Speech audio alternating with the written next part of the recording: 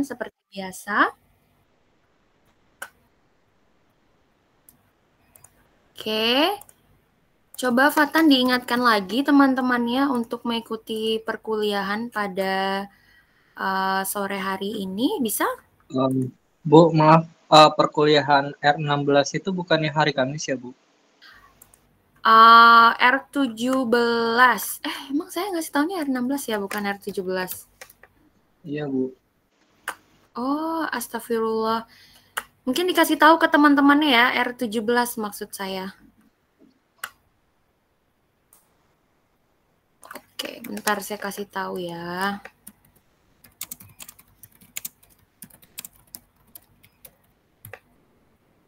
Oh, ini Fatan berarti R16 ya? Berarti saya salah nih, Fatan. Ini berarti teman-teman dari R16 ya?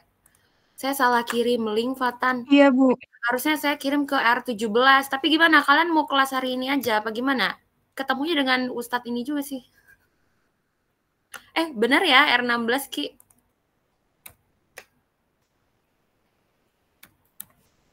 Kalian mau di hari Kamis aja? Mau di hari Kamis aja, Bu. Oh, Mungkin baiknya di hari Kamis aja, Bu. Ya, boleh di hari Kamis aja ya. Baik, silakan teman-teman R16. Ini saya salah memberikan informasi. Silakan meninggalkan Google Meet ya.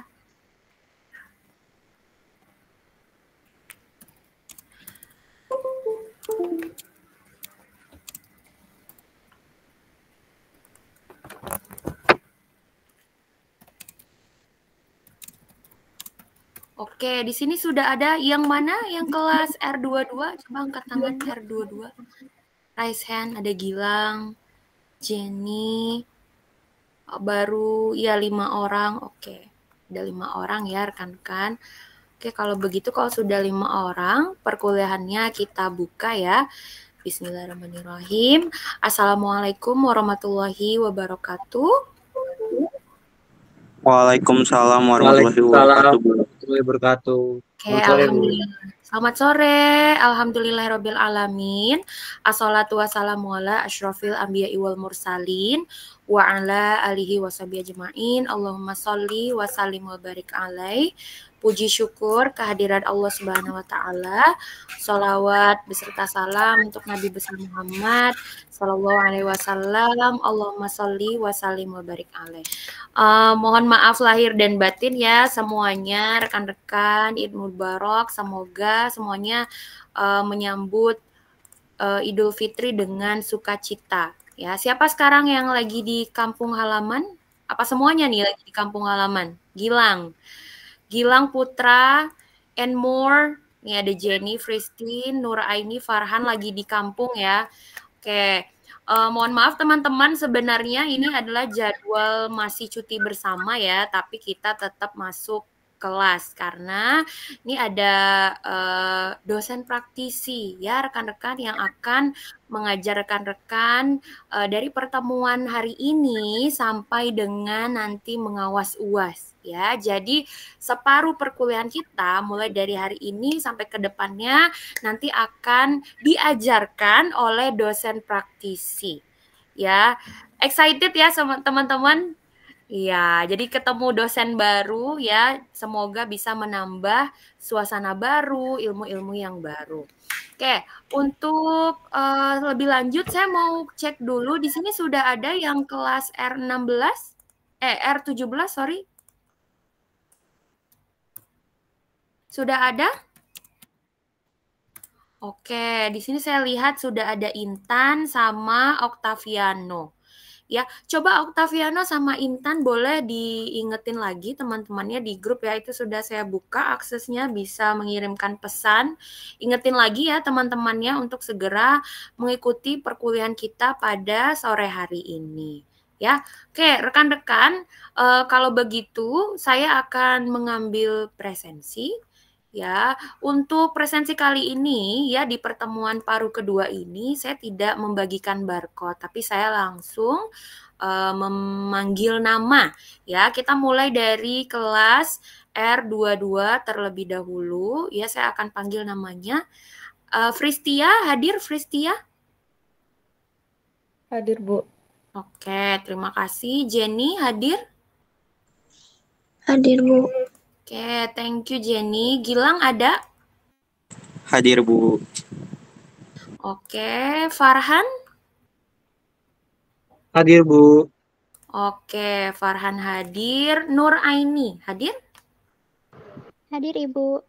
Oke, Balkis ada Balkis? Halo, Balkis ada? Oke, nanti kita coba cek lagi ya apakah Balkis hadir atau tidak. Erik hadir? Tidak ada suaranya ya. Putra, ada Putra? Atas nama Hadir, Putra? Bu. Hadir, alhamdulillah. Oke, kita lanjutkan ke kelas R17. Ya, saya akan mengambil absen R17 atas nama Zulmi ada?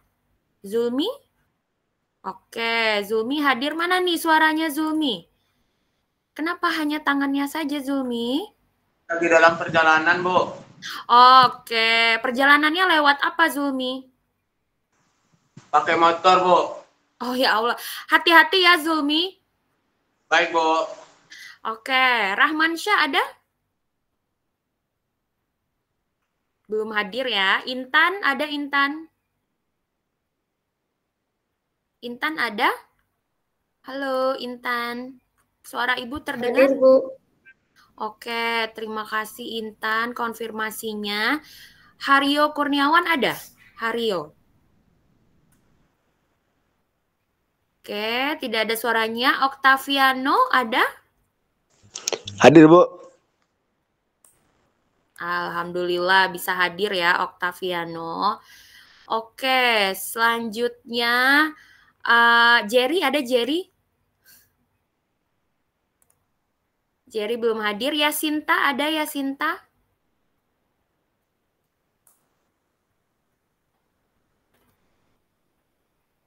Ada Yasinta? Oke, belum hadir ya. Nanti akan dicek lagi sama Ustadz kita ya ketika nanti mungkin di akhir perkuliahan. Oke, rekan-rekan ini udah 10 menit ya. Oke, kalau begitu saya sudah mengabsen semuanya. Sekarang saya perkenalkan ya Ustadznya. Mana nih Ustadznya? Ya, jadi sudah hadir bersama kita. Nama Ustadz ini adalah nama beliau adalah Ustadz Kiki ya biasanya. Nah, nama lengkap beliau Kiki Adnan Muzaki. Ya, beliau ini merupakan dosen praktisi ya rekan-rekan. Semoga teman-teman sudah mengenal istilah dosen praktisi. Kalau tidak salah saya juga sudah pernah mention ya kalau kemungkinan nanti kita akan diajarkan oleh dosen praktisi. Ya, jadi dosen praktisi itu adalah seseorang yang merupakan pakar ya, pakar ataupun ahli ya di bidang ilmu tertentu dan mereka itu bukan secara ofisial berprofesi sebagai dosen ya, namun mereka diundang ya oleh Kementerian Pendidikan dan Kebudayaan untuk membantu dosen di perguruan tinggi negeri maupun swasta untuk mengajar kalian ya sesuai dengan bidang keahlian beliau diintegrasikan dengan materi kuliah kita ya. Oke, nah ini Ustadz Kiki, teman-teman sudah bisa lihat ya wajah beliau. Nah, nanti beliau akan mengajar teman-teman. Mungkin sebelumnya saya juga akan memperlihatkan apa saja sih materi yang akan diajarkan oleh beliau. Nah, kira-kira ini gambaran materinya ya. Yang pertama ada syariat Islam yang pada hari ini akan kita pelajari ya, lalu agama dan akhlak dalam kehidupan ya teman-teman, kemudian pencegahan dan penanganan kekerasan seksual, lalu hakikat, martabat dan tanggung jawab manusia hingga seterusnya nanti sampai pada UAS ya. Nah, jadi saya harapkan selama perkuliahan bersama beliau ini ya teman-teman harus aktif. Ya, kenapa harus aktif, Bu? Karena pada dasarnya ya Bapak Kiki ya atau Ustadz Kiki ini tidak hanya sekedar sharing dan mengajar rekan-rekan ya. Nah, maksudnya adalah jadi Ustadz Kiki juga akan memberikan tugas misalkan. Ya, bisa saja Ustadz Kiki memberikan tugas, kemudian Ustadz Kiki juga bisa ya dan pasti itu ya memberikan penilaian kepada teman-teman sehari-hari ya sebagaimana Ibu ya. Jadi kalian bisa dapat poin plus atau bisa jadi minus. Jadi tergantung dengan keaktifan teman-teman. Ya, jadi jangan menganggap Ustadz Kiki ini sebagai eksternal yang masuk ke kelas ya, tapi beliau adalah sama-sama juga dosen yang bertanggung jawab untuk transfer ilmu kepada teman-teman. Ya, bisa dipahami di sini rekan-rekan yang hadir pada sore hari ini? Bisa, Bu. Bagus sekali. Oke, kalau begitu mungkin itu saja ya pembukaan dari Ibu. Sekarang kita persilahkan ya, kita serahkan waktu kepada Ustadz Kiki ya untuk sharing bersama teman-teman ya, memandu perkuliahan mulai dari pertemuan hari ini sampai dengan nanti pada saat UAS ya teman-teman. Kalau begitu kepada Al-Mukarram Ustadz Kiki ya kami persilahkan.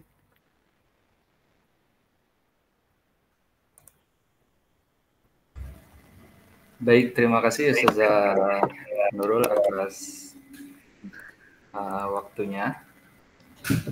Halo, apakah suara saya jelas terdengar? Jelas, Ustadz.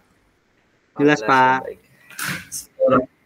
Ya, bismillahirrahmanirrahim. Assalamualaikum warahmatullahi wabarakatuh. Waalaikumsalam warahmatullahi wabarakatuh. Ya, selamat sore semuanya. Sore, Pak. Sore, Pak.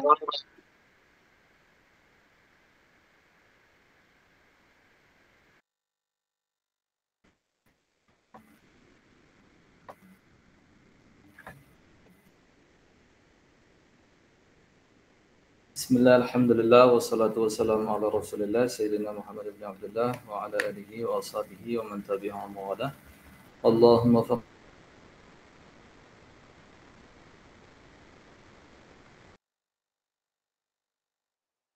membaca surat Al-Fatihah dulu ya. Kita baca surat Al-Fatihah bersama. Semoga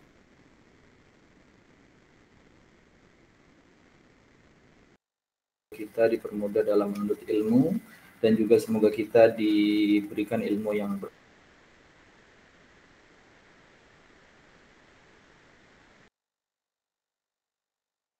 Al-Fatihah. A'udzu billahi minasyaitonir rajim. Bismillahirrahmanirrahim. Alhamdulillahi rabbil alamin. Ar-Rahmanir-Rahim. Maliki yaumiddin. Iyyaka na'budu wa iyyaka nasta'in. Ihdinas siratal mustaqim. صراط الذين أنعمت عليهم غير المغضوب عليهم ولا الضالين. Baik, sebelumnya saya himbau kepada teman-teman yang masih belum menyalakan kameranya ya, tolong dinyalakan karena saya ingin interaktif nanti. Artinya nanti akan banyak tanya jawab antara saya dan teman-teman gitu. Jadi tolong dinyalakan kameranya nih ya, Intan, kemudian Zulmi. Ya baik, sebelum kita mulai saya ingin mendengar dulu nih teman-teman mengaji ya. Sebentar. Dimulai dari ngajinya Al-Fatihah aja dulu ya. Coba dimulai dari Intan Febriani. Fatihah.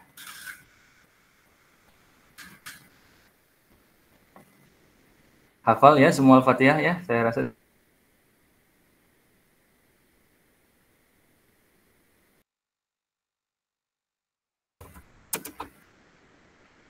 Ada Intan?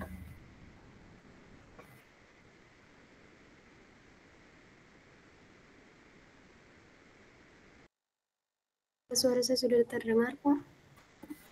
Ya. Silahkan dibaca Kak ini Al-Fatihah. A'udzubillahi minasyaitonirrajim. Bismillahirrahmanirrahim. Alhamdulillahi rabbil alamin. Arrahmanirrahim. Maliki yaumiddin. Iyyaka na'budu wa iyyaka nasta'in. Ihdinas siratal mustaqim. Shiratal ladzina an'amta 'alaihim ghairil maghdubi 'alaihim waladdallin. Coba diulangi dari ihdina Kak. Dari ihdinas siratal mustaqim. Siratal ladzina an'amta 'alaihim ghairil maghdubi 'alaihim waladdallin. Ini suaranya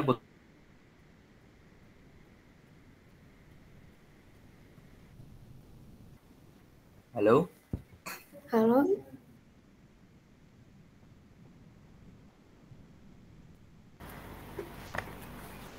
Silakan. Pelan-pelan aja dari A'udzu, silakan. A'udzu billahi minasyaitonir rajim. Bismillahirrahmanirrahim. Alhamdulillah. Stop dulu di situ yang Bismillahirrahmanirrahim. Nah, itu rohnya roh apa, Intan? Yang pada bismillah itu Bismillahirrahmanirrahim. Itu rohnya roh apa? Pernah dengar maksudnya atau pernah belajar nggak sebelumnya? Tidak pernah, Pak. Belum. Ya, oke. Rohnya roh apa itu? Hiruh.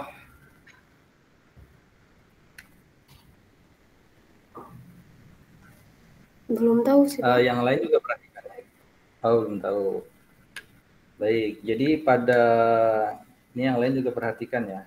Jadi pada Bismillah di sini, yang rohnya itu Bismillahirrahmanirrahim itu adalah roh tafkhim. Bagian ya, ada roh tarqiq, ada roh tafkhim. Apa yang dimaksud dengan roh tafkhim itu dibacanya tebal. Jadi setengah R gitu. Jadi bukan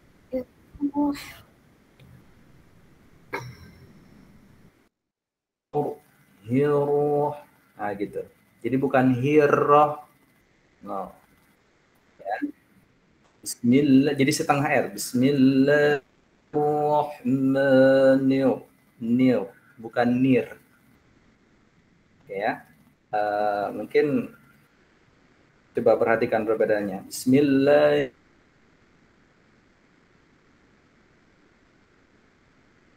Berbeda ya. Nah, maka kapan? Ya dicatat boleh ya, silakan kalau yang bawa catatan atau yang pakai laptop.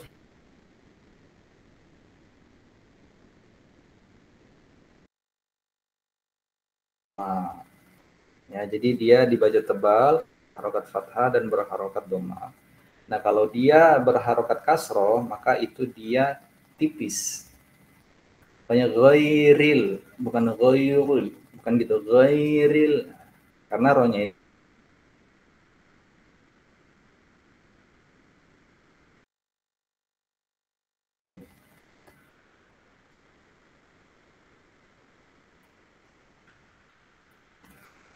Halo, ini Intan?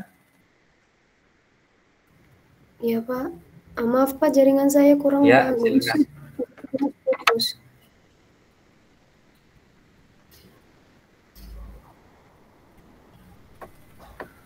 Ya, coba dari Bismillah lagi. Bismillahirrahmanirrahim.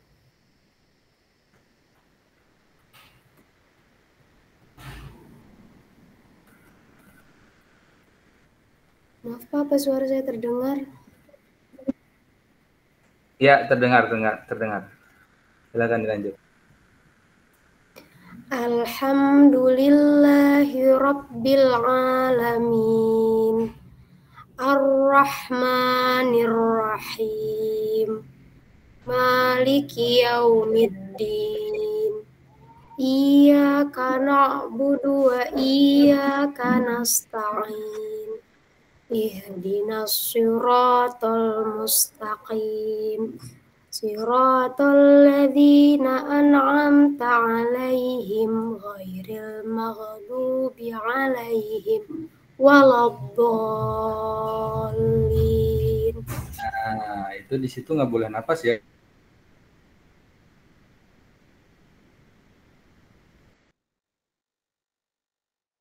Tuh, napas nggak tadi di tengah.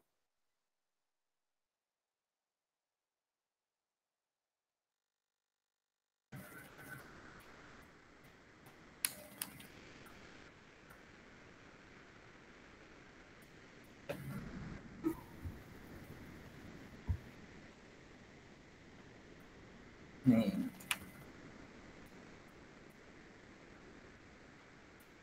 Halo, tidak ada suaranya ya, tidak terdengar. Iya Pak, bagaimana? Tadi napas nggak di tengah jalan itu? Iya, di walad-walin. Ya nggak boleh ya. Nah ini apa sih? Kita tidak boleh berhenti di tengah-tengah jalan itu. Dalam baca Al-Quran itu ada istilahnya waqaf. Jadi nggak bisa kita di tengah jalan berhenti, itu tidak boleh. Ya. Contoh misalkan siratal ladzina an'amta 'alaihim ghairil maghdubi 'alaihim. Ah, terus nafas gitu. Nah, itu tidak boleh. Itu salah ya. Maka harus satu nafas. Kalau tidak ada waqaf ya harus dilanjutkan seperti itu. Tidak boleh maksudnya berhenti kecuali akhir ayat atau ada tanda waqaf, maka itu baru boleh berhenti. Termasuk juga yang alaihim, ini jangan dibiasakan ya, karena di Indonesia saya masih sering mendengar orang-orang itu baca siratal ladzina an'amta 'alaihim. Nah, di alaihim pada nafas, nah itu tidak boleh ya. Ya karena tidak ada wakaf di situ. Dan ghairil itu masih ada kaitannya dengan alaihim. Jadi tidak boleh kita namanya berhenti di situ. Ya, jadi harus dikuatkan ininya nafasnya ya. Baik, terima kasih Intan. Ya, nanti mungkin yang lain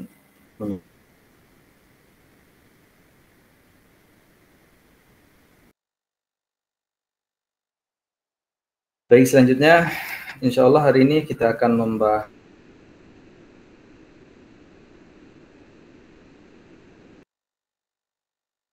perhatikan dengan baik ya, karena kita akan bicara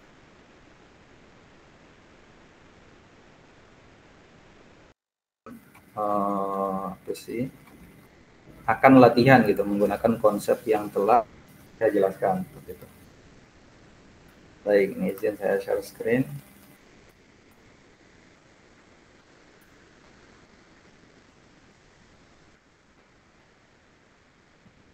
Gimana, apakah share screen-nya sudah terlihat? Terlihat, Pak. Ya, suara saya putus-putus nggak ya? Putus-putus, Pak.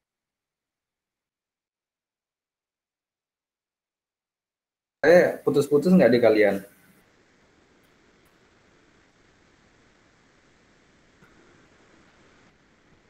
Wah, kayaknya putus-putus nih. Putus-putus, Pak. Putus-putus ya? Sebentar.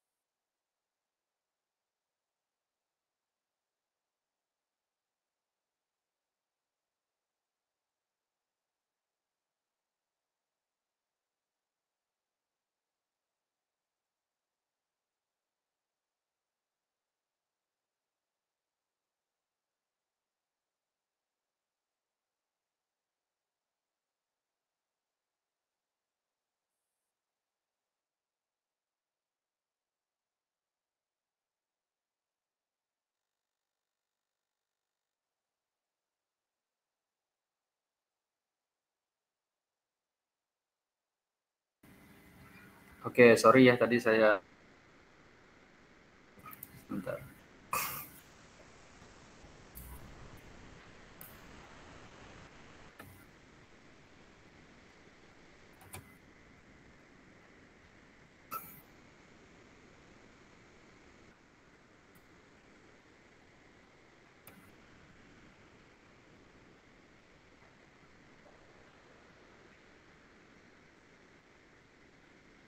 Oke, apakah share screen-nya sudah terlihat?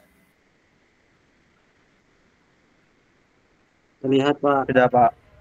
Oke. Baik, insya Allah pada sore kali ini kita akan membahas 3 poin inti.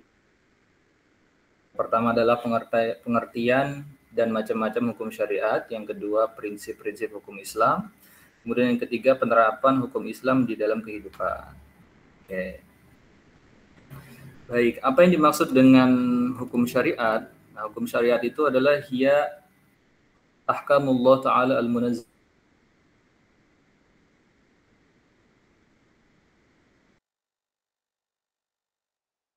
baca fil Qur'anil Karim wa sunnah nabawiyah. Jadi intinya syariat Islam itu adalah ketentuan Allah yang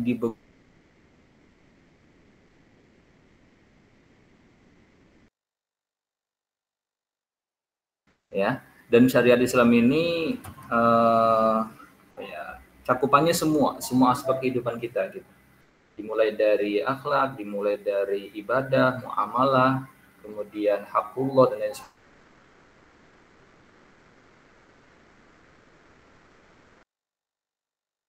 Itu wajib mengikuti itu. Nah, aturan-aturan ini hanya diperuntukkan kepada siapa tadi? Al-mukallaf ya. Nah, pertanyaan selanjutnya, apa sih yang dimaksud dengan al-mukallaf? Yang dimaksud dengan al-mukallaf itu adalah ada 4 persyaratan ini. Yang pertama, dia adalah seorang muslim. Ya. Jadi kalau dia non-muslim tidak wajib untuk sholat, ya, tidak wajib untuk dia zakat, itu tidak wajib karena dia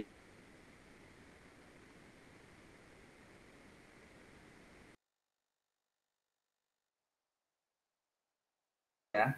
Jadi Islam tapi konsekuensi ketika dia muslim itu belum, karena mereka belum convert menjadi Islam. Maka kalau non Islam itu tidak mukallaf. Kemudian berakal. Nah, maka kalau orang gila itu tidak wajib dia untuk sholat ya. Kemudian yang baligh itu, apa yang dimaksud dengan baligh ini beda kriterianya. Kalau laki-laki itu baligh ketika dia sudah ihtilam, ketika dia sudah mimpi basah. Saya yakin yang ada di sini semua sudah baligh ya, sudah baligh semua, sudah mimpi basah. Kalau untuk perempuan itu sudah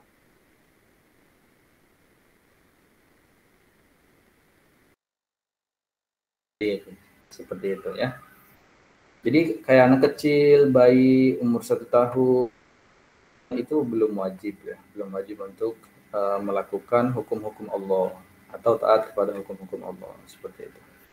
Kemudian yang keempat adalah mendapatkan dakwah Islam. Nah, kalau misalkan di dunia ini ada sebuah suku yang dia itu belum terjamah sama sekali oleh dunia luar, artinya mereka itu they know nothing about Islam gitu, nggak tahu sama sekali tentang Islam, tidak ada interaksi dengan dunia luar, maka mereka tidak diwajibkan untuk melakukan syariat Islam. Ya, karena mereka tidak tahu. Nah, cuman kalau zaman sekarang dengan kecanggihan teknologi yang ada, saya rasa hampir semua belahan dunia itu sudah terjamah. Meskipun kita tidak tahu pasti ya. Kalaupun ada, maka ya hukumnya seperti itu. Mereka bukan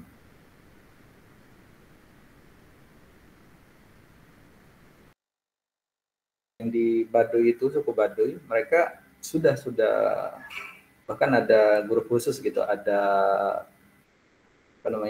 pendakwah-pendakwah yang datang ke sana yang memu'alafkan suku-suku Baduy yang ada di Banten itu, seperti itu ya.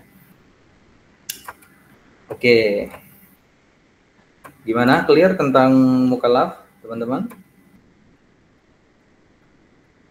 Clear, Pak. Clear ya.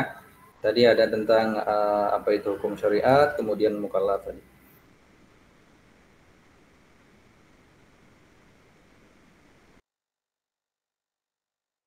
Bukan muslim, nggak berakal, nggak baligh atau tidak mendapatkan dakwah Islam, maka dia bukan mukallaf. Jadi salah satunya aja tidak ada, maka dia tidak dianggap sebagai mukallaf. Ingat ya, misalkan dia muslim, dia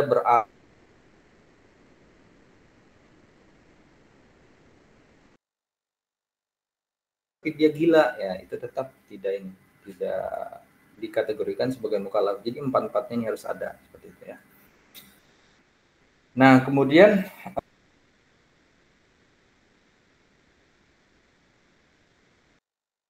beberapa orang yang diangkat ke mukallafannya sementara gitu ya.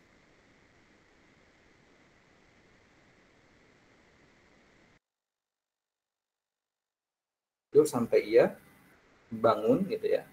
Wa anis sabi hatta yahtalim, itu tadi sudah diinginkan. Wa anil hatta yaqil, dan orang gila sampai dia sembuh gitu dari kegilaannya.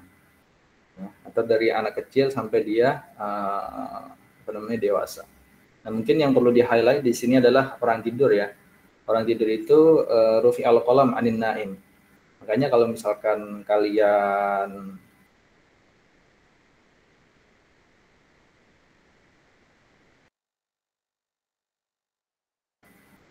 karena waktu bagi orang yang ketiduran itu ketika dia bangun seperti itu.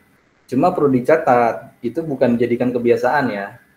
Artinya bukan oh mentang-mentang orang tidur itu adalah bukan mukallaf, ya udah saya tidur aja lah nanti sholatnya bangun tidur. Enggak gitu ya intinya konsepnya.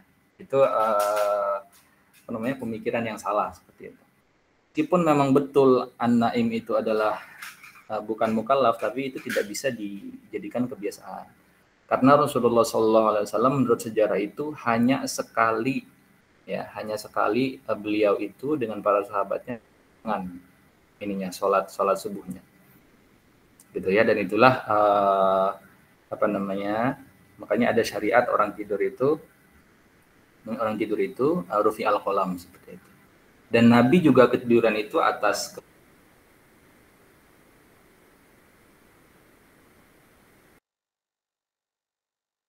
Oke, baik. Baik, selanjutnya adalah jenis hukum Islam. Nah, ini penting ya. Mungkin kalian sudah sering mendengar ya, ada wajib, ada mandub, ada haram, ada makruh, ada mubah, dan sebagainya. Nah, jadi hukum Islam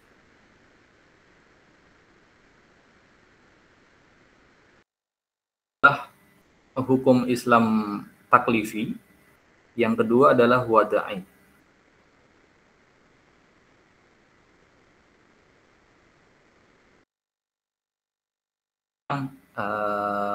What to do and what you don't have to do.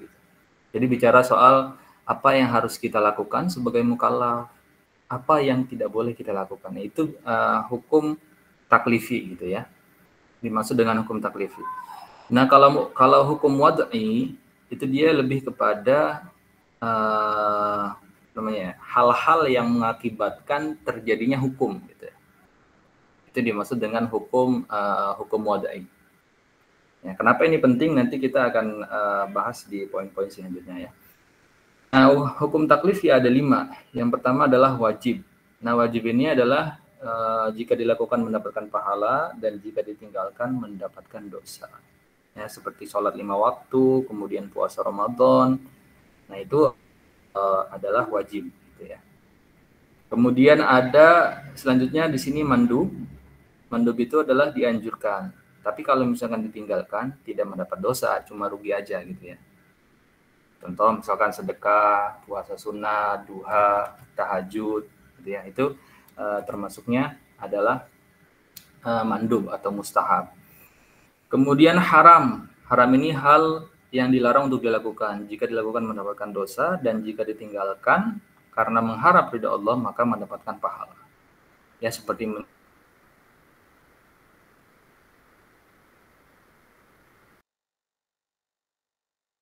lawan jenis yang bukan mahram, nah itu juga termasuk. Atau boncengan sama pacarnya, itu juga termasuk ya. Jadi satu hal yang dilarang itu disebut haram dalam hukum Islam. Kemudian makruh. Makruh itu hal yang dianjurkan untuk ditinggalkan. Jika dilakukan tidak mendapatkan dosa, jika ditinggalkan karena Allah maka mendapatkan.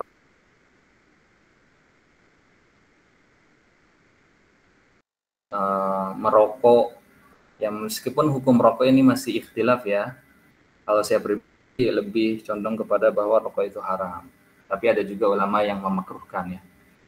Kemudian contoh lain itu makruh kalian misalkan makan jengkol sebelum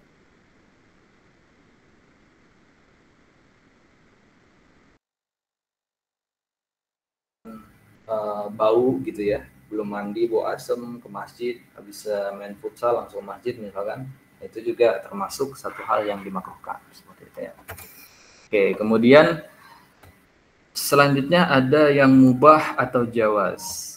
Nah, yang mubah atau jawaz ini kalian diberi pilihan, kalian boleh melakukan atau tidak seperti itu ya.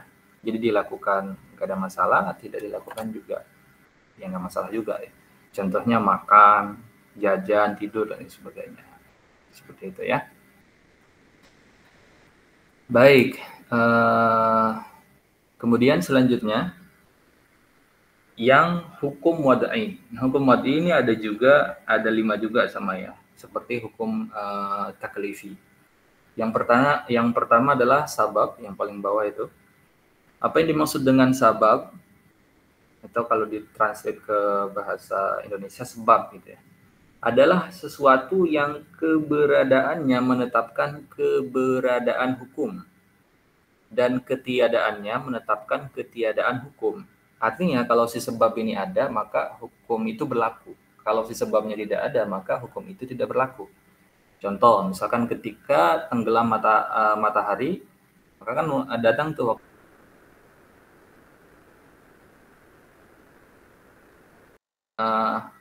tenggelam gitu ya, kalian tidak wajib gitu. Jadi kalau tidak ada, kalau sebab itu ada maka hukum ada.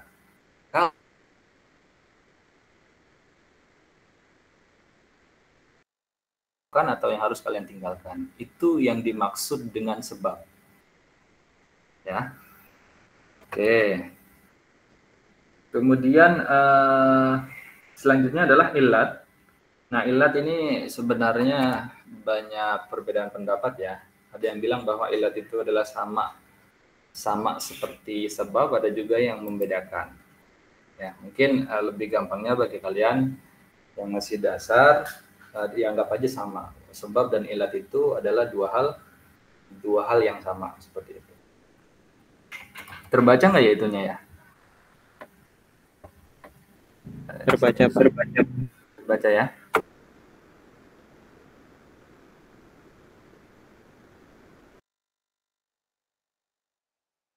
Tahu perbedaannya adalah kalau ilat itu memiliki relevansi dengan hukum taklifi. Jadi dia sebab juga, tapi ada relevansinya dengan hukum taklifi yang harus kita laksanakan. Contohnya bepergian adalah ilat atau penyebab boleh tidak berpuasa. Artinya kan ketika kita bepergian itu kan capek gitu kan, kemudian panas dan sebagainya. Itu maka karena itu dibolehkan tidak berpuasa, dan juga dibolehkan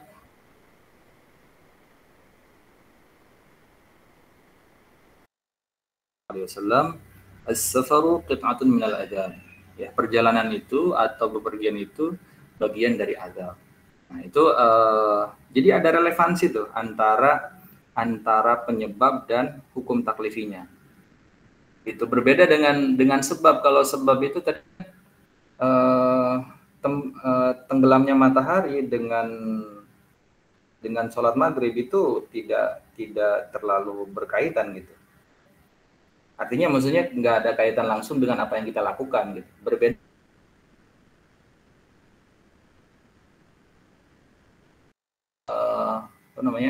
Ilat boleh tidak berpuasa itu kan karena bepergian. Nah, bepergian ini kan ada kaitannya dengan si mukallaf itu seperti itu.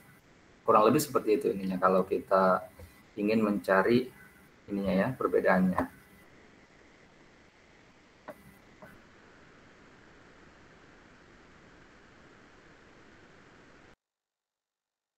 Syarat agar hukum dianggap sah secara syariat. Ya.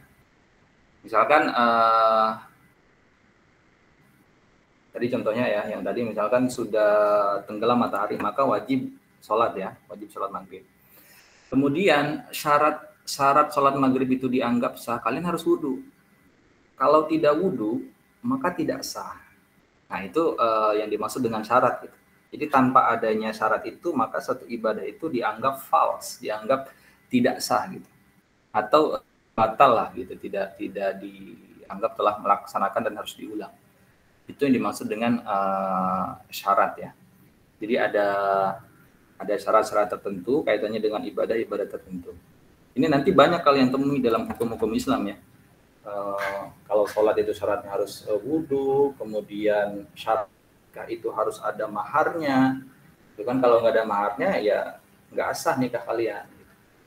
Banyak nanti ininya kalau kita lihat di keseharian kita gitu ya, banyak sekali syarat-syarat yang terkandung dalam hukum-hukum Islam. Makanya kalian harus paham itu. Ya. Kemudian selanjutnya adalah penghalang, adalah satu hal yang menghalangi berlakunya suatu hukum. Ya, jadi sebenarnya dia harusnya sudah melakukan itu, tapi karena satu dan lain hal dia terhalang untuk melakukan itu. Contohnya haid. Nah, sebenarnya kan puasa itu diwajibkan untuk semua kaum muslimin kan. Kutiba alaikumusiyam kama kutiba alal ladzina min qablikum la'allakum tattaqun, seperti itu ya. Nah, tapi karena ada penghalang, karena dia haid, maka tidak wajib ya. Kemudian yang terakhir adalah sah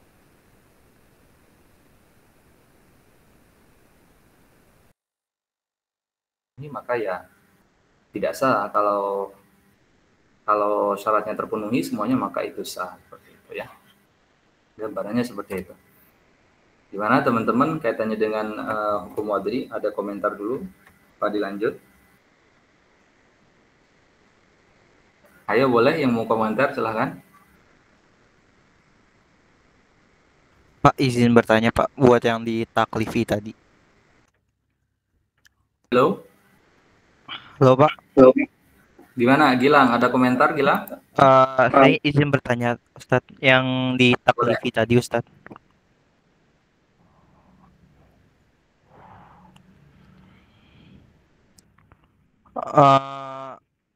Taklifi ya? Iya. Nah, saya hanya bertanya aja dari mandub sama mustahab itu sama dengan sunnah ya Ustadz. Terus kemudian apakah ada perbedaan makna dengan sunnah? Ulangi. Baik Ustadz. Apakah ada perbedaan makna antara mandub atau mustahab dengan sunnah Ustadz? Antara mustahab dengan sunnah. Iya. Oh, oke. Baik ya. Itu aja Gilang? Iya Ustadz. Oke, baik, itu perbedaan istilah aja ya. Sebenarnya sunnah dan mustahab itu maksudnya sama, gitu ya. Sunnah atau mustahab itu dua hal yang sama gitu. Cuma perbedaan penggunaan istilah aja. Kalau sunnah itu, mengapa ahli fikih itu tidak menggunakan istilah di sini, misalkan mandub,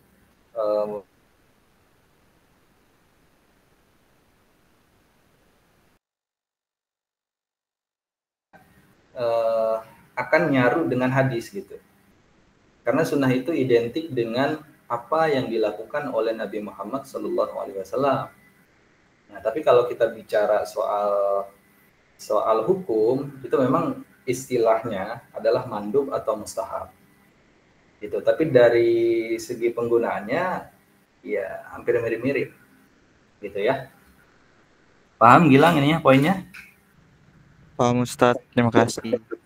Ya, jadi dalam istilah usuliyin itu tidak menggunakan istilah sunnah ya, karena nanti akan nyaru dengan ilmu hadis. Kalau sunnah itu dalam ilmu hadis adalah semua hal yang dilakukan oleh Nabi Muhammad SAW. Gitu ya, seperti sholat tahajud dan lain sebagainya, itu sunnah. Nanti nyaru gitu kalau misalkan menggunakan istilah itu. Makanya menurut usuliyin istilahnya adalah mandub atau mustahab. Tapi apakah kita sah jika kita ingin menggunakan istilah sunnah? Ya, it's okay, no problem. Tidak masalah ya. Baik. Oke, itu poin pertama tadi ya. Pengertian dan macam-macam hukum syariat. Sudah kita jelaskan tadi apa yang dimaksud dengan hukum syariat, kemudian macam-macamnya seperti apa tadi sudah saya jelaskan. Nah, sekarang kita akan bicara prinsip-prinsipnya. Nah, ini saya minta semuanya fokus ya, karena ini penting. Kalian harus paham bangunan konseptual syariat Islam itu apa gitu. Perjalanannya kok bisa sholat itu diwajibkan itu seperti apa. Nah, ini harus paham. Pertama, kita bicara soal sumber hukum dulu. Ya. Nah, sumber hukum ini dalam Islam sumber hukum sebenarnya banyak. Ya. Cuma yang disepakati sumber hukum hanya 4. Apa yang dimaksud disepakati? Jadi kan ada 4 mazhab besar ya yang hingga saat ini masih eksis.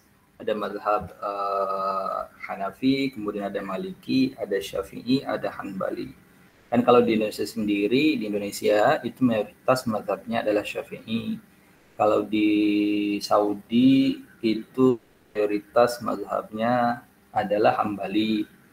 Kemudian kalau di Maghrib, di mana itu di Yaman itu Maliki, gitu ya. Jadi masing-masing mazhab punya sebaran letak geografisnya tersendiri gitu. Nah, jadi menurut 4 mazhab ini yang muttafaq adalah 4. Al-Quran, ya, Al-Quran itu yang tadi barusan dibaca oleh Intan ya, itu adalah menjadi sumber hukum. Kemudian hadis itu adalah perkataan Nabi Muhammad SAW atau apa yang dilakukan Nabi atau ketetapan Nabi. Jadi meskipun Nabi tidak melakukan, itu bisa jadi hadis. Ya, itu termasuk hadis. Contohnya misalkan kalau kita cek itu ada dulu para sahabat itu memakan dob namanya. Dob itu adalah semacam kadal gurun gitu, itu halal. Para sahabat makan tapi Nabi tidak makan. Jadi para sahabat makan, Nabi diem aja gitu. Nah, itu dilalatun ala halalihi. Maka itu salah satu bentuk kehalalannya. Meskipun Nabi tidak pernah makan dob itu, cuma karena Nabi membiarkan para sahabat memakan itu, maka ya jadinya halal seperti itu ya. Kemudian ada ijma. Ijma itu kesepakatan ulama. Ulama sepakat terkait satu hal, itu ijma. Qiyas itu adalah sebenarnya panjang ya kalau kita bicara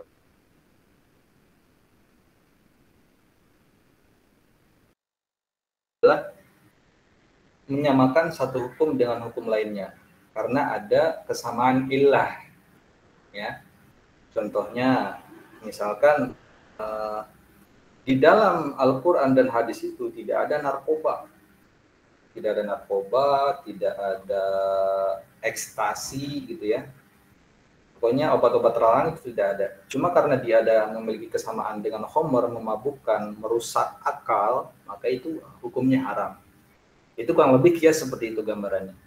Atau zakat fitrah. Zakat fitrah kan yang perlu dizakati adalah bahan pangan pokok gitu ya. Di Indonesia kan beras, kalau di sana adalah asyair. Asyair itu gandum. Nah, itu dikiaskan gitu. Itu namanya kias. Mencari satu kesamaan, kemudian hukumnya disamakan. Intinya seperti itulah kiasnya. Kemudian yang mukhtalaf ini banyak ya. Cukup banyak. Yang mukhtalaf ada istihsan, ada istishab, ada masalah mursalah.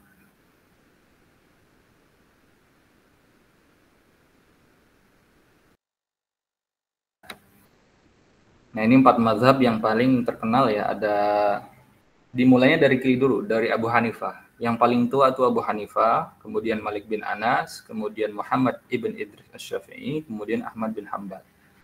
Kenapa Muhammad bin Idris Asy-Syafi'i tidak ada di situ di bawahnya? Karena menurut Imam Syafi'i dalil itu cuma 4 tadi yang muttafaq alaih. Adapun yang lainnya menurut mazhab Syafi'i itu tidak dianggap sebagai sumber hukum. Ya, meskipun ada beberapa Syafi'iyah yang menganggap al-uruf sebagai sumber hukum, cuma itu sebagian aja. Mayoritas mazhab Syafi'i hanya menganggap sumber hukum itu 4 tadi ya. Jadi makanya tidak ada tambahan lainnya. Seperti itu. Nah, ini saya tidak akan bahas detail ya apa yang dimaksud dengan istisan, apa yang dimaksud dengan huruf, istisab itu silahkan nanti di search masing-masing aja di Google, itu banyak kalau mau tahu hal itu, karena ini lebih, saya rasa lebih advance ya kalau kita membahas ini ya. Kita tidak sedang membahas fikih muqarrar. Intinya saya ingin memberikan maklumat ini, misalnya gambaran sumber hukum menurut al-a'immah al-arba'ah seperti itu. Oke. Nanti kalau ada pertanyaan silahkan sebutkan, misalkan sumber hukum menurut mazhab Syafi'i, mazhab kita ya di Indonesia. Nah, itu ada 4 aja tadi yang sudah disepakati seperti itu. Oke. Itu selesai terkait sumber hukum. Jadi yang pertama tadi sumber hukum sudah clear ya. Selanjutnya adalah, nah dari sumber hukum itu nanti ada alat yang namanya usul fikih. Nah, apa yang dimaksud dengan usul fikih? Usul fikih itu adalah ya al-qawaid allati yatawassalu biha ila istinbatil ahkam asy-syar'iyyah min adillatiha at-tafsiliyah. Jadi ilmu yang membahas prinsip-prinsip dasar dan metodologi yang digunakan untuk menggali hukum-hukum Islam dari sumber-sumber utamanya, di antaranya yaitu Al-Qur'an dan hadis. Ya. Jadi dia usul fikih itu adalah kaidah-kaidah tertentu yang digunakan untuk mengekstrak ya, untuk mengekstrak hukum dari sumbernya gitu ya. Karena di Al-Qur'an itu Al-Qur'an dan hadis itu terkadang tidak berbicara secara spesifik. Jadi perlu diolah kembali gitu. Nah, biasanya yang mengolah itu yang memiliki kapabilitas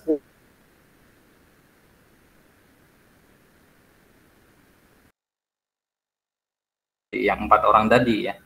Ada Abu Hanifah, kemudian ada Imam Malik, ada Imam Syafi'i, ada Imam Ahmad ibn Hanbal. Tidak sembarang orang bisa mengekstrak hukum seperti itu. Itu syaratnya ketat sekali.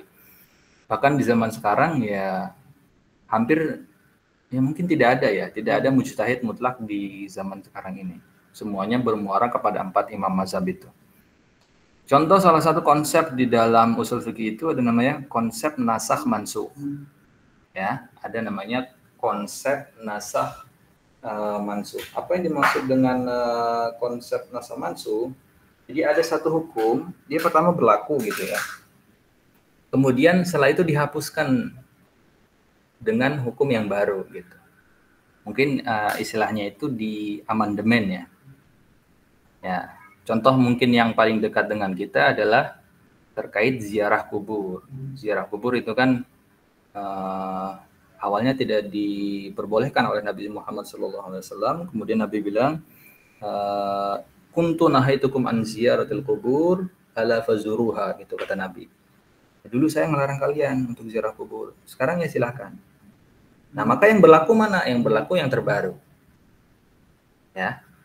Itu banyak, maksudnya hukum-hukum dalam Islam itu yang di nasakh mansukh itu banyak ya. Maka perlu kita mengetahui kapan ayat itu diturunkan dan sebagainya. Ini contoh aja, contoh konsep yang ada di usul fikih. Intinya usul fikih itu adalah kaidah-kaidah atau prinsip-prinsip yang digunakan untuk mengekstrak hukum dari sumbernya, seperti itu ya. Oke. Nah, kemudian di usul fikih ini ada terlahir namanya al-qawaid al-usuliyah. Oke, kita bahasnya nanti dulu nih. Next dulu ke poin selanjutnya. Di sini setelah ada usul fikih, maka ada produk fikih. Ya, jadi produk fikih ini adalah produk jadi yang telah diekstrak menggunakan alat usul fikih gitu ya. Nah, kalau kalian baca kitab-kitab fikih seperti Safinatun Najah, kemudian Fathul Qorib, ya, kemudian Fathul Mu'in, itu adalah produk jadi. Atau kalau kalian baca itu tuntunan sholat gitu ya, nah itu produk jadi. Atau yang sudah kalian pernah pelajari dari guru ngaji kalian, misalkan rukun sholat adalah ini. Nah, itu adalah produk jadi. Itu produk fikih. Ya, jadi ilmu fikih adalah ilmu dalam Islam yang berkaitan dengan hukum dan aturan agama yang diekstrak dari dalil-dalil terperinci. Gitu ya. Jadi yang kalian pelajari di buku-buku itu adalah fikih itu. Ya. Nah, kemudian fikih ini cakupannya luas, ada ibadah seperti sholat, kemudian apalagi, kemudian puasa, kemudian berwudu dan sebagainya ya.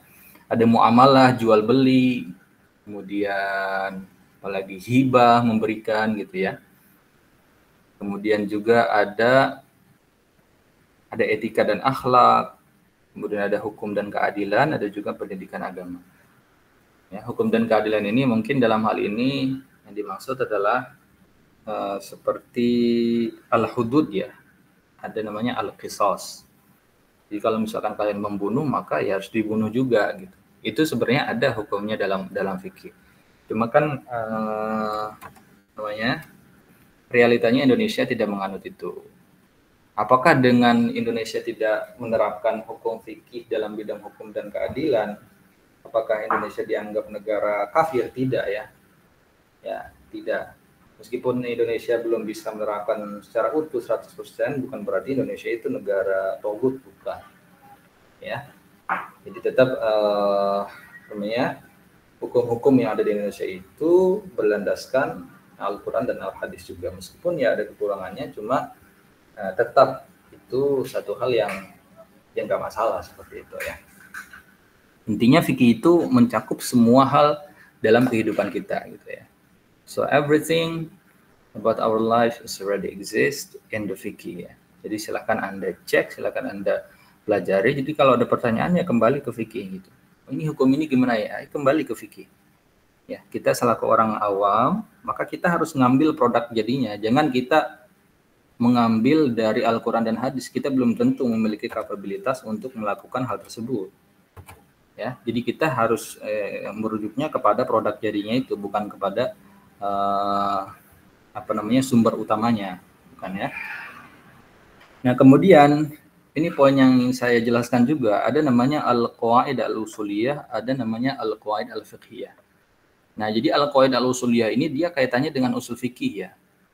Jadi dia kaidah-kaidah prinsip-prinsip umum yang digunakan dalam metodologi penarikan hukum dari sumber-sumber hukum. Jadi ada kaidah-kaidah tertentu untuk mengekstrak satu hukum dari sumbernya seperti itu. Contohnya nih, ma la yatimul wajib illa bihi fahuwa wajib. Satu hal yang tidak sempurna tanpanya. Jadi kalau satu hal yang wajib dilaksanakan, tapi tanpa hal itu kita tidak bisa melakukan itu, maka dia wajib juga hukumnya. Contoh, sholat itu kan wajib ya. Nah, ketika kalian sholat itu wajib, hukumnya kalian dalam keadaan suci. Nah, maka kalau kalian mau sholat itu wajib wudu. Ya, kalau nggak wudu ya dosa seperti itu. Ya, meskipun wudu itu secara hukumnya hanya ini aja, hanya sunnah aja, hanya mandu. Gak wajib wudu itu, tapi ketika kita ingin sholat, nah si wudu ini jadi wajib. Nah, itu dimaksud dengan kaidah usuliyah gitu ya. Oke. Kemudian selanjutnya yang tadi yang qawaid al-fiqhiyah. Nah, qawaid al-fiqhiyah itu adalah prinsip-prinsip umum yang digunakan dalam penerapan hukum Islam pada situasi praktis. Intinya gini, kaidah fiqhiyah itu adalah prinsip-prinsip umum yang diekstrak dari produk jadi. Ya, contohnya nih, al-yaqinu la yuzalu bisyak. Keyakinan itu tidak dapat dinegasikan oleh keraguan. Artinya kalau kalian udah yakin, kemudian ragu, ya maka yang menjadi tolak ukur adalah yakin itu. Misalkan saya yakin udah wudu tadi, kemudian kalian ragu, saya tadi kentut nggak ya?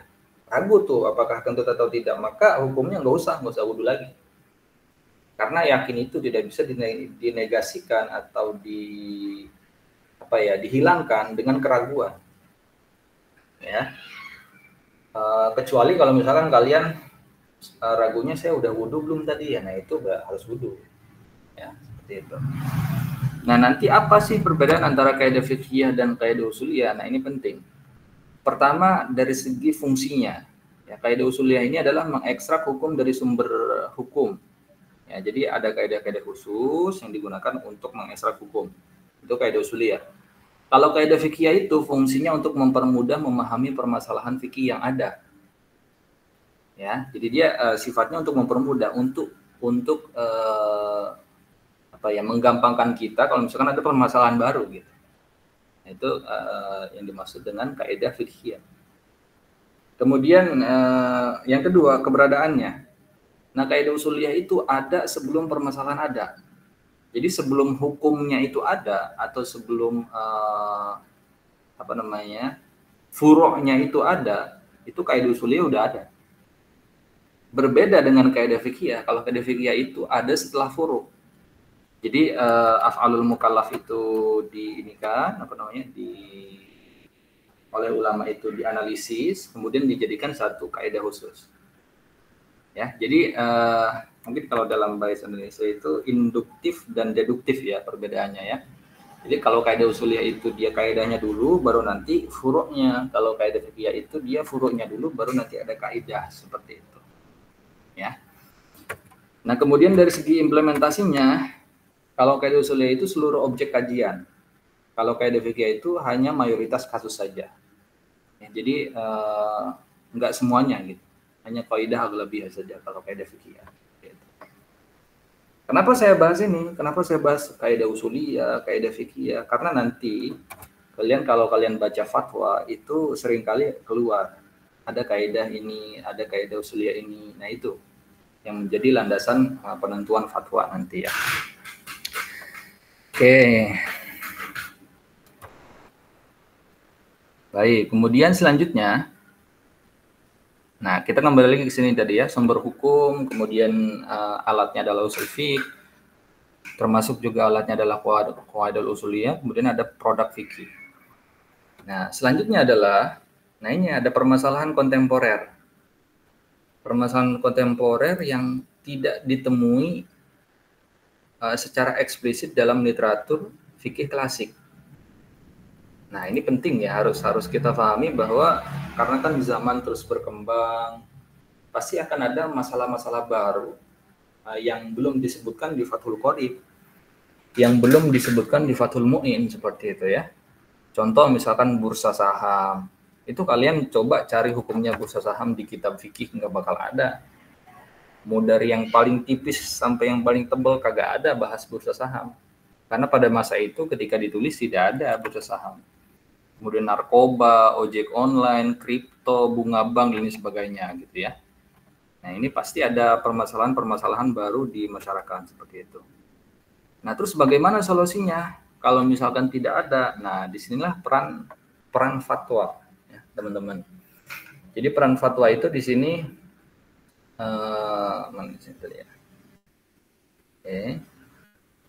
Jadi untuk menjawab permasalahan-permasalahan tadi, itu yang dimaksud dengan peran fatwa ya.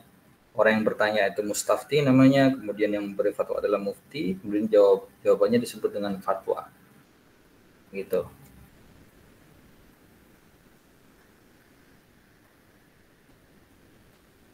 Oke, nah ini penting ya. Fatwa itu hanya mengilhaq. Ya, di sini hanya mengilhaq. Mengilhaq itu adalah mencari benang merah atau kesamaan antara permasalahan yang ada saat ini dengan prinsip-prinsip fikih yang sudah diformulasikan oleh ulama klasik. Ya. Jadi fatwa itu, ingat, fatwa itu bukan membuat bangunan konseptual baru, bukan. Akan tetapi menggunakan satu hal yang udah ada, kemudian dicari kesamaannya antara permasalahan yang ada dengan yang masa lalu, nah maka keluarlah fatwa. Ya, contoh real yang barusan aja saya sebutkan, contohnya misalkan narkoba. Narkoba kan tidak ada pada masa Nabi, gitu, atau tidak ada pada masa Imam Syafi'i, baru muncul di masa kita misalkan. Nah maka untuk mengetahui hukum narkoba ya dicari kesamaan dengan yang sudah ada. Apa yang sudah disebutkan oleh fikih-fikih atau ulama klasik dulu. Contoh misalkan ada khamar. Nah, khamar ini memiliki kesamaan, memiliki ilah hukum yang sama dengan dengan narkoba itu, maka hukumnya haram juga. Ya. Jadi ingat, fatwa itu hanya mencari kesamaan antara permasalahan yang baru dengan hal yang sudah diformulasikan oleh ulama klasik, bukan membuat konsep baru, membuat kaidah baru, bukan ya. Itu yang perlu digarisbawahi seperti itu. Makanya kalau kita baca fatwa-fatwa itu, mereka rujukannya ya sama, bangunan konseptual yang barusan saya jelaskan itu. Ya.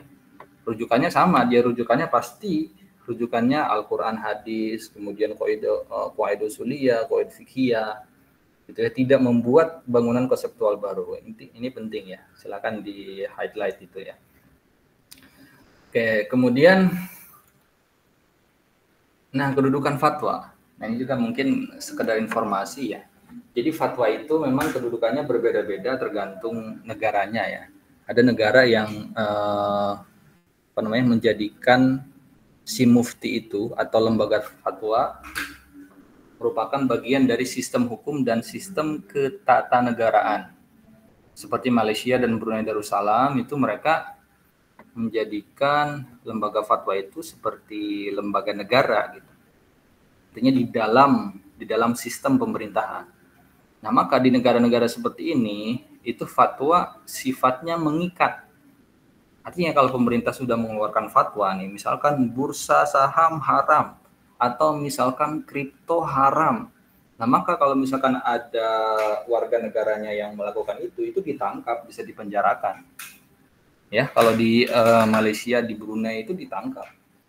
Nah, berbeda dengan di Indonesia dan juga di Mesir, itu lembaga fatwa dalam hal ini kan kalau di Indonesia adalah MUI ya.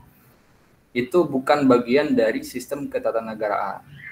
Artinya bukan dari bagian sistem hukum, bukan bagian dari sistem hukum positif. Dan itu sifatnya hanya rekomendasi gitu. Jadi MUI mengeluarkan fatwa, rekomendasinya seperti ini, ya kalau ada orang yang melanggar, ya itu tidak ada konsekuensi, akan ditangkap, dipenjarakan oleh pemerintah, tidak ada. Ya itu bedanya, kedudukan fatwa. Termasuk juga di Mesir ya, di Mesir juga seperti itu, tidak ada konsekuensi terhadap ketidakpatuhan kepada fatwa yang dikeluarkan, seperti itu. Bahkan di Brunei itu kalau orang sholat Jumat, ya sholat Jumat itu dia harus menyanjung sultannya gitu. Kalau tidak ada bisa ditangkap tuh. Karena ada campur tangan pemerintah di situ. Ya. Oke.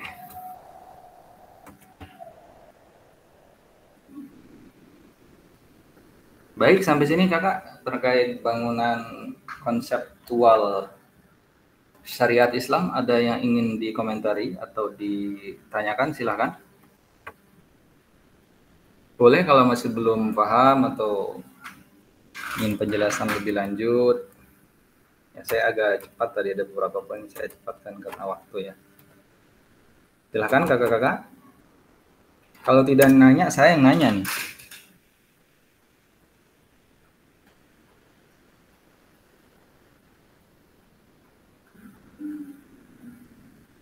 Ya, silakan.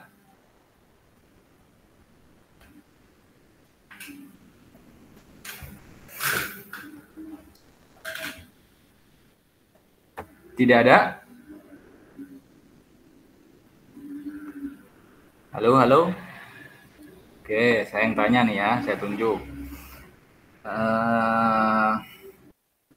Siapa nih? Zulmi, ada Zulmi?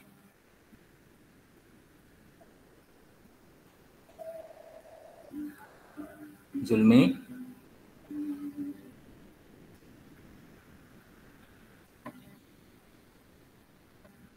Halo, suara saya kedengeran nggak ya ini ya? Terdengar. Oh ya, mana Zulmi? Zulmi mana nih suaranya nih? Nggak ada.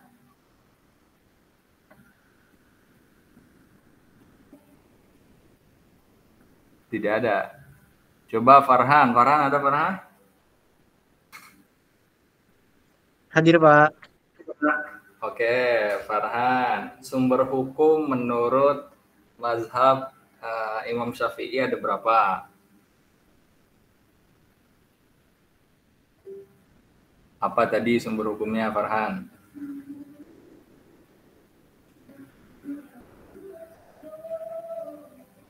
Halo, Farhan?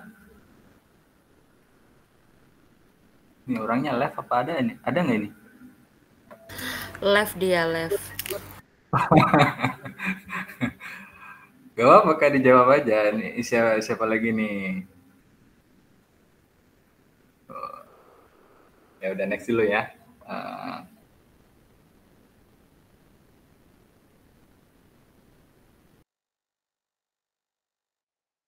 Akhir penerapan hukum Islam di dalam kehidupan sehari-hari ya. Ini sebagai contoh saja, saya akan cepat menjelaskannya.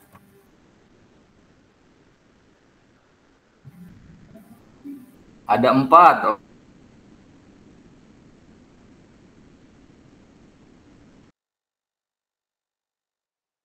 Lah kurang lebih seperti ini ya, urutan bagaimana cara kita mengekstrak hukum dari satu permasalahan. Nah, ini contohnya, kita analisa sedikit ya. Habis itu kita akan mengidentifikasi fatwa-fatwa yang dikeluarkan oleh MUI. Saya akan cepat aja jelaskan. Nah, di sini ada ayat ya ayyuhan nasu kulu mimma fil ardi halalan thayyiba. Nah, ini apa namanya, sumber hukumnya adalah ayat Al-Qur'an.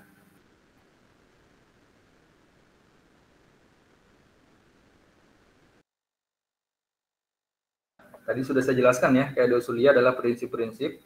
Nah, di sini ada kaidah usuliyah namanya al-aslu fil amri al-wujub. Ya, jadi asal dari satu hal itu adalah asal dari perintah gitu ya. Jadi kalau ada perintah kulu itu adalah wajib. Ya, kecuali ada dalil lain yang mengatakan dia tidak wajib seperti itu ya. Nah, ini kaidah usuliyahnya ini. Ya. Kemudian kaidah fiqhiyahnya al-aslu fil asya'i al-ibahatu illa ma dalal dalilu ala tahrimihi. Nah, ini mimma fil ardi halalan thayyiban. Nah, jadi meskipun di sini dia ada perintah, cuma karena ada kaidah lain yang menjelaskan al-aslu fil asya'i al-ibah.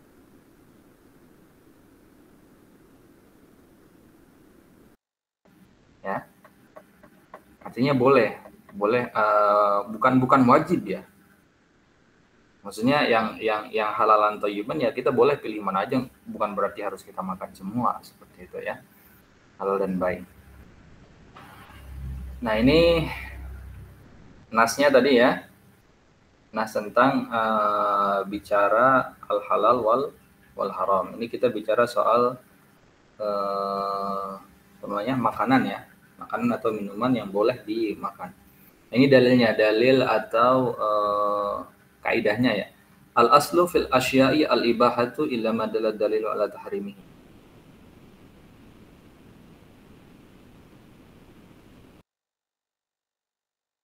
Ya, maka baru dia tidak boleh dimakan.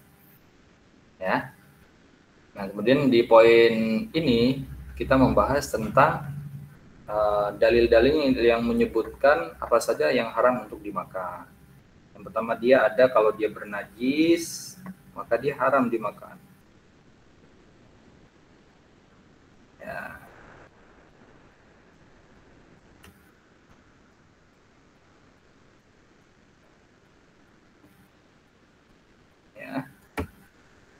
Najis itu tidak boleh dimakan.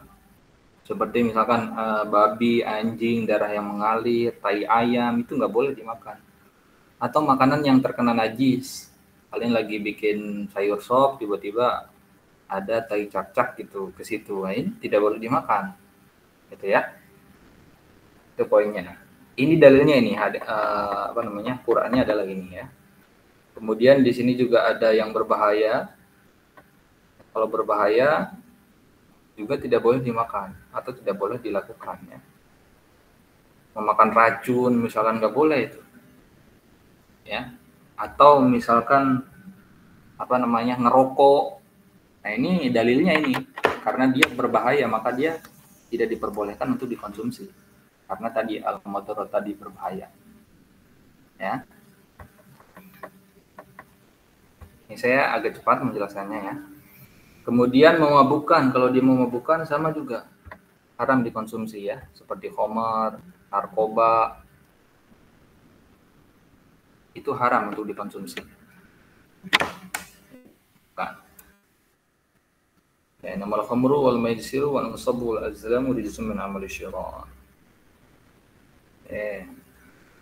Nah, jadi khamr itu mau sedikit mau banyak tetap dia haram untuk diminum ya. Dan khamr itu atau alkohol itu ada yang alkohol dia boleh diminum. Ada yang alkohol dia untuk konsumsi, ada yang alkohol untuk hal lain, misalnya kayak digunakan untuk minyak wangi dan lain sebagainya. Ya, ini bicara khamr itu adalah, jadi keharaman alkohol itu adalah keharaman untuk diminum.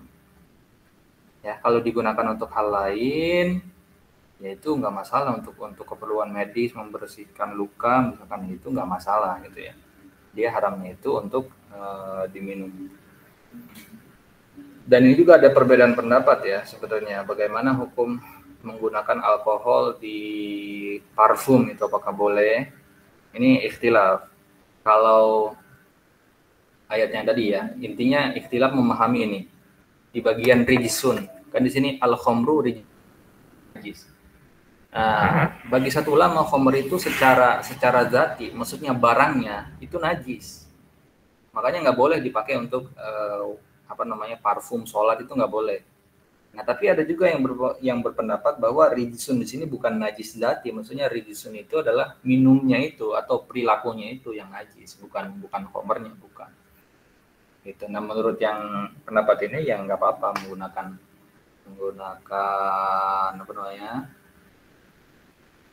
minyak wangi yang beralkohol gitu ya, selama alkoholnya tidak terlalu banyak seperti itu. Baik. Kemudian selanjutnya ini ada hewan-hewan yang diperintahkan untuk dibunuh seperti ular dan sebagainya, itu tidak boleh dimakannya. Ular, kemudian anjing galak, ya, yang ada di sini yang berdasarkan hadisnya. Kemudian yang dilarang untuk dibunuh juga nggak boleh dimakan ya, boleh dimakan. Contohnya ini ya, ada semut, lebah, burung hudhud, dan burung surot. Nah, kemudian bangkai juga tidak boleh dimakan ya. Ingat, apa yang dimaksud dengan bangkai? Bangkai itu adalah yang dia mati ya tanpa penyembelihan syar'i. Itu yang dimaksud dengan bangkai. Ya, misalkan dia mati jatuh ke sumur, ini maka dia jadi bangkai. Atau dia menyembelih ayam gitu ya. Menyembelih ayam itu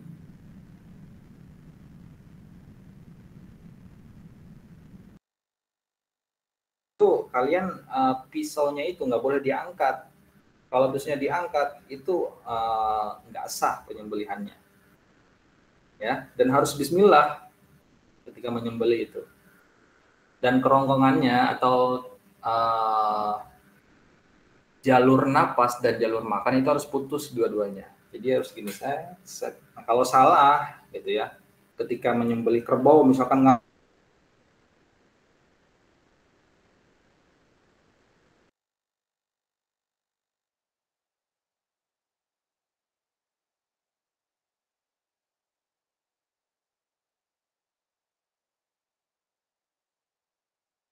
belum ke ini ya yang menjijikan.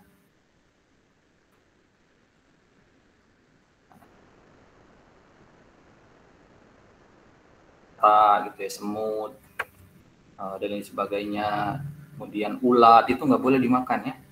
Sekarang kan zaman sekarang ada tuh beberapa pengobatan yang menggunakan hewan-hewan seperti itu. Ada yang menggunakan lalat dan lain sebagainya gitu ya, atau menggunakan ada namanya itu, kalau di daerah saya namanya undur-undur. Tahu nggak undur-undur? Saya nggak tahu bahasanya ya. Yang pokoknya yang di tanah itulah yang suka mundur-mundur itu katanya adalah merupakan obat dari diabetes. Itu tetap nggak boleh ya, haram, nggak boleh dimakan seperti itu. Baik. Ya, kira-kira seperti itu ininya praktek untuk penerapan hukumnya. Ada pertanyaan sebelum saya berikan tugas? Silahkan Oke, bilang. saya bertanya Ustadz. Ya. Untuk yang terkait bangkai tadi Ustadz, kan tadi bangkai itu ketika hewan dibunuh dengan tidak secara syariah ya Ustadz. Betul. Saya bertanya Ustadz, jikalau kita nggak tahu nih hewannya dia itu dibunuhnya secara apa. Nah itu tuh misalnya kita lagi di luar negeri Ustadz, kan susah tuh buat nyari makanan yang halal seperti itu Ustadz. Apakah kita bisa mengabaikan itu Ustadz? Oke. Baik, kalau sebenarnya nah ini menarik juga ya. Karena kan di zaman modern sekarang kalau kita beli chicken gitu kan kita nggak tahu maksudnya itu disembelihnya seperti apa kan gitu ya. Atau beli di KFC atau beli di MCD atau beli di pinggir jalan gitu kan. Atau beli daging di pasar. Itu kan we know nothing about how they butcher the animal. Kita nggak tahu maksudnya bagaimana cara mereka menyembelihnya benar atau tidak. Nah, maka bagaimana hukumnya? Nah, kembalikan kepada ayat Allah Subhanahu wa taala, la yukallifullahu nafsan illa wus'aha. Allah itu tidak membebankan kepada kita kecuali berdasarkan kemampuan kita gitu. Artinya kita tidak perlu cari tahu itu, yaitu nggak masalah ini aja dimakan aja tidak masalah selama kita tidak mendapatkan informasi. Maksudnya mendapatkan informasi ini nggak sengaja gitu ya, nggak sengaja dapat informasi, ini dia ternyata ayamnya ayam tiren misalkan atau ayam tidaknya, maka itu jangan beli lagi di situ. Tapi selama kita tidak tahu gitu kan, itu nggak masalah. Ya karena tadi la yukallifullahu nafsan illa wus'aha. Kalau kita bicaranya ranah fikih. Cuma ada beberapa guru saya yang ihtiyat, yang beliau itu mungkin ya sufi gitu ya. Mereka itu tidak mau memakan ayam atau apa namanya atau sapi gitu dari hasil beli gitu. Ada guru saya dia itu nggak mau. Jadi harus nyembelih sendiri, motong sendiri baru dia mau makan tuh. Kalau disuguhkannya tidak hasil sembelihan sendiri nggak mau gitu sebagai ikhtiar. Ya, cuma kita mah bukan di level itulah, maksudnya bukan di level itu. Intinya kalau kalian ingin beli di toko-toko gitu itu tidak masalah. Seperti itu bilang. Baik Ustaz. Satu lagi Ustaz. Mengenai ini yang kata ada perdebatan mengenai ini Ustaz yang kata cara memasaknya. Ketika alatnya dicampur dengan bahan yang non halal. Nah, itu bagaimana Ustaz? Dicampur dengan non halal nih maksudnya apa? Jadi kan misal kita nih udah berikhtiar, udah nyari kemana-mana gitu Ustaz. Terus tapi kita nemu restorannya itu kayak dia campur dengan yang haram gitu Ustaz. Nah, tapi kita belinya itu yang halal, yang menurut kita dagingnya itu halal kayak daging ayam. Misalnya di situ ada jual ayam dengan babi Ustaz. Nah, tapi kita kan belinya ayam nih. Itu gimana Ustaz? Oke, baik. Ini juga salah satu hal yang ada di fatwa MUI ya. Mungkin saya bukakan ya biar jelas. Kelamaan nanti kalau dibuka. Itu ada kaidah namanya idza jitama'al halal wal haram ghullibal haram. Ya, kalau misalkan ada perkumpulan antara satu yang halal dengan yang haram, ya maka itu ghullibal haram. Yang dikedepankan adalah yang si haramnya itu. Kalau kamu tahu betul-betul informasi bahwa dia mencampur, artinya maksudnya wajan yang dia gunakan untuk manggang babi dengan yang digunakan untuk manggang ayam itu sama gitu ya, tanpa ada SOP pembersihan dulu gitu misalkan ya, maka sebaiknya jangan beli di situ. Ya, maksudnya cari opsi lain gitu. Ya kalau kamu tahu informasi itu, tapi kalau misalkan kamu tidak tahu, ya nggak masalah kalau nggak tahu mah gitu. Kembali lagi ke tadi la yukallifullahu nafsan illa wus'aha. Jadi jangan dibawa pusing gitu. Jadi syariat Islam itu jangan dibawa ribet gitu. Kalau kata guru saya itu, kamu nggak tahu dan kamu nggak perlu tahu gitu. Maksudnya nggak perlu dikulik-kulik gitu loh. Paham nggak? Kecuali kamu lihat gitu, ya itu nggak apa namanya, harus dihindari. Tapi kalau tidak tahu itu tidak masalah. Memang kalau kita mau ikhtiyat ya sebaiknya jangan seperti itu ya. Nanti untuk detailnya kita lihat di fatwa MUI ya. Nanti saya habis ini. Begitu Gilang. Baik Ustaz. Terima kasih. Oke. Kita kuliah nih sampai jam tadi mulai jam 4 lewat 10 kalau nggak salah ya. Ya mungkin sampai 17.40 ya atau 45 baru kita sudahi. Ada lagi satu lagi deh sebelum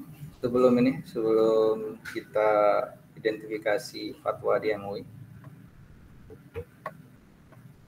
Ada tidak?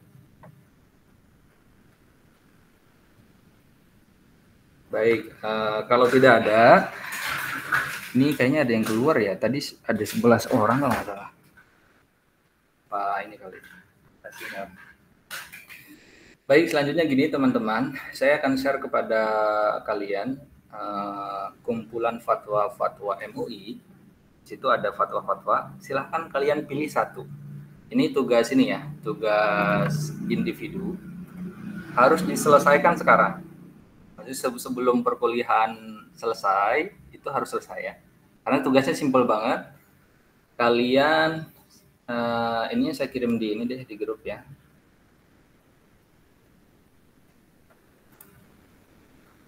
Ini ada di grup semua nggak atau ada kelas lain? Di R22 nggak semua ini? Ada yang R17 tadi share di chat, Ustaz. Oh, oke. Saya share di chat aja ya. Sebentar. Jadi tugasnya adalah kalian silakan pilih satu fatwa yang menurut kalian paling mudah lah. Kalian pilih satu fatwa, kemudian kalian baca itu fatwa, kemudian kalian tulis poin-poin intinya di kertas, gitu kan? Permasalahannya apa itu, membicarakan apa si fatwa tersebut. Kemudian apa argumentasi majelis ulama merekomendasikan fatwa tersebut. Jadi masalahnya apa nih? Masalah yang dipermasalahkan. Contohnya tadi tuh yang ditanya soal Gilang, makanan yang tercampur dengan hal haram misalkan. Itu masalahnya. Kemudian fatwa MUI kaitannya dengan itu bagaimana gitu. Apa yang fatwa dikeluarkan oleh MUI. Kemudian dasarnya apa? Nah itu coba kalian tulis intinya di kertas gitu kan. Kemudian habis itu kalian jelaskan menggunakan FN dan dikirim melalui Google Classroom. Ya. Sebentar nih kumpulan fatwanya saya share.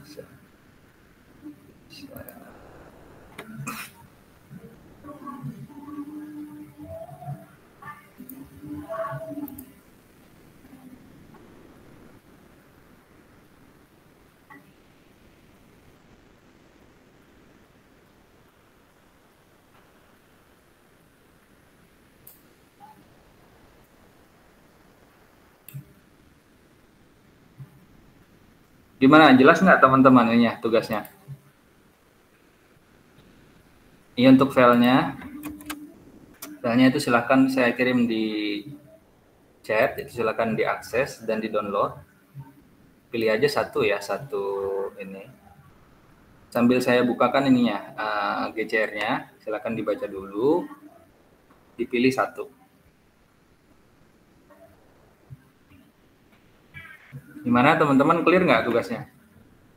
Mungkin biar lebih jelas saya contohkan kali ya, sambil kalian download.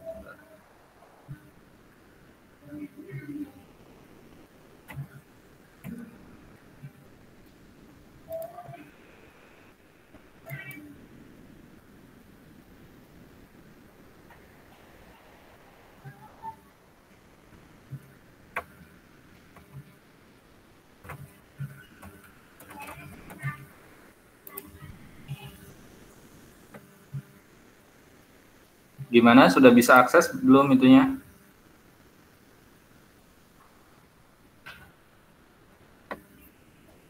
Langsung aja buka daftar isinya, pilih satu.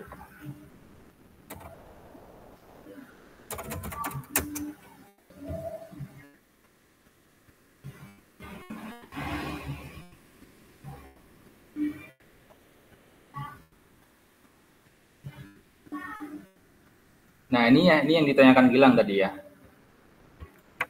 Kelihatan nggak share screen-nya ya? Kelihatan. Oke. Ini contohnya ya. Jadi contohnya simpel aja, ini kan pendek tuh. Nah, ini ya, ini kaidah fikihnya ini. Kemudian ada hadis Nabi. Jadi simpel aja, kalian tinggal pilih satu, apa permasalahannya ditulis di kertas. Kemudian fatwanya apa? Fatwanya jangan ditulis ulang ya. Maksudnya jangan ditulis ulang, tulis aja intinya. Maksudnya dia haram gitu. Kemudian apa dasarnya? Misalkan fatwanya mengatakan itu haram. Dasarnya adalah kaidah fikih gini karena gini ya. Itu ya. Silahkan dikerjakan sekarang, ada waktu kurang lebih 15 menit ya. Kurang lebih 15 menit untuk mengerjakan itu. Sambil saya bukakan ininya di GCR-nya, nanti pengumpulannya di GCR semua ya. Seperti yang saya bilang sebelumnya bahwa tetap dalam fatwa itu mereka hanya menggunakan prinsip-prinsip yang sudah diformulasikan oleh ulama klasik, bukan membuat prinsip baru ya.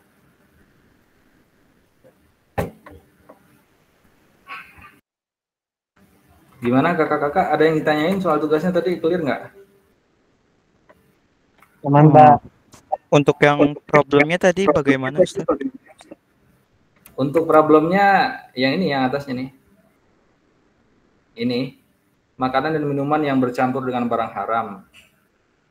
Itu kan masalahnya, maksudnya permasalahan terbarunya apa? Ini permasalahannya ini, kemudian fatwa MUI seperti apa, kemudian dasarnya apa. Sebenarnya cuma meresume aja sih. Kalian sederhanakan, kemudian kalian jelaskan menggunakan FN.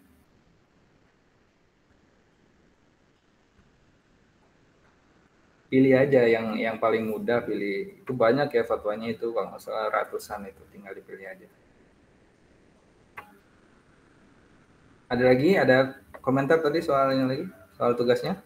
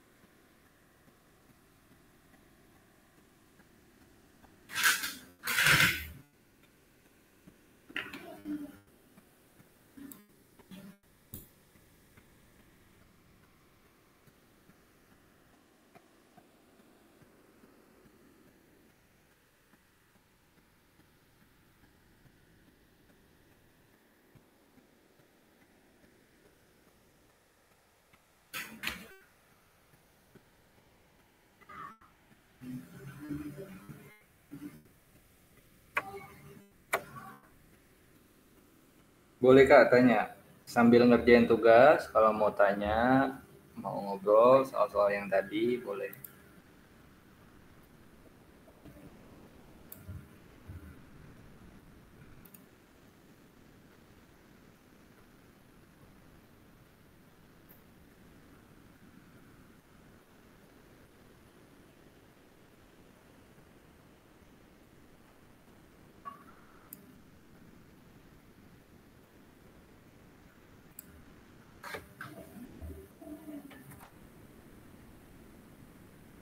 Di akhir saya minta ini ya, minta kita foto bersama sebelum diakhiri nanti.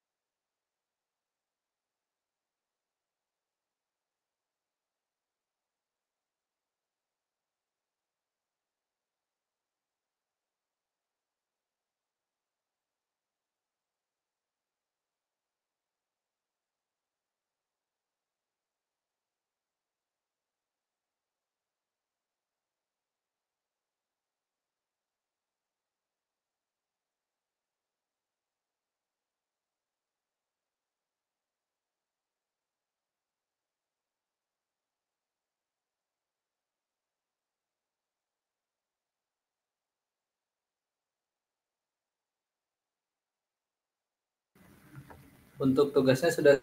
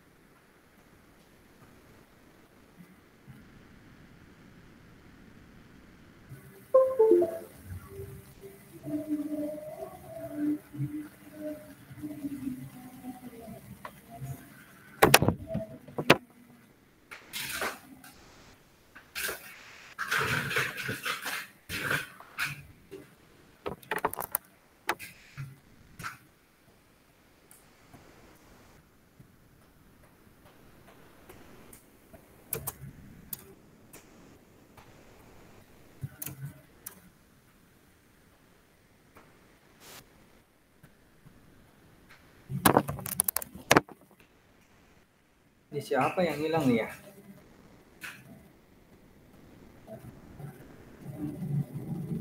Tadi ada 11 orang kan?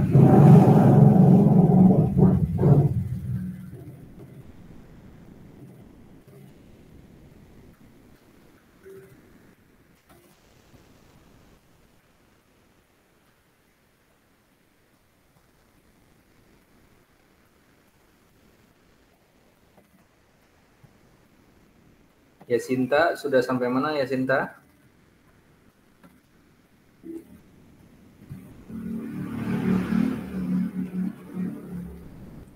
Sedang menentukan landasan-landasannya, Pak.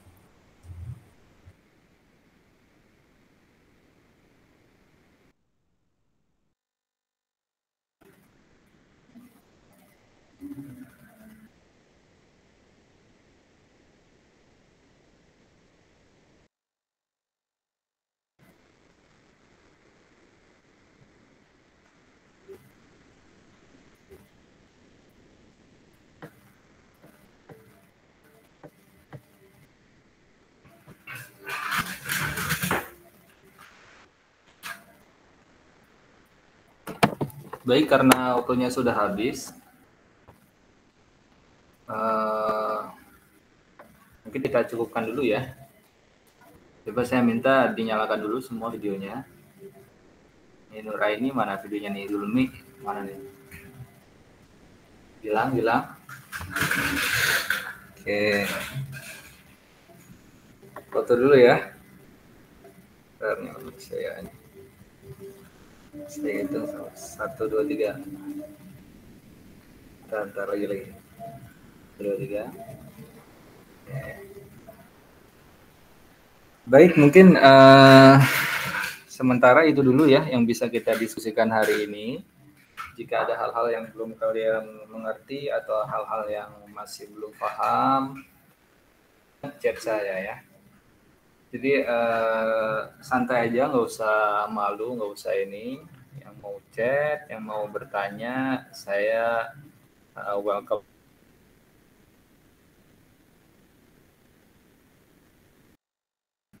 Ya, oke, ada komentar dulu sebelum diakhiri. Sudah cukup, teman-teman? Cukup, Ustaz. Oke, baik. Saya rasa kita cukupkan dulu sampai di sini. Terima kasih teman-teman atas waktunya. Semoga apa yang kita pelajari terus hayana khatim dirasatana al-yaum bi qiraati alhamdulillah. Alhamdulillahirabbil alamin. Subhanakallahumma wa bihamdika asyhadu an la ilaha illa anta astaghfiruka wa atubu ilaik. syukran katsiran. Wassalamualaikum warahmatullahi wabarakatuh. Waalaikumsalam warahmatullahi wabarakatuh. Waalaikumsalam warahmatullahi wabarakatuh. Terima kasih Ustaz. Ya, sama-sama.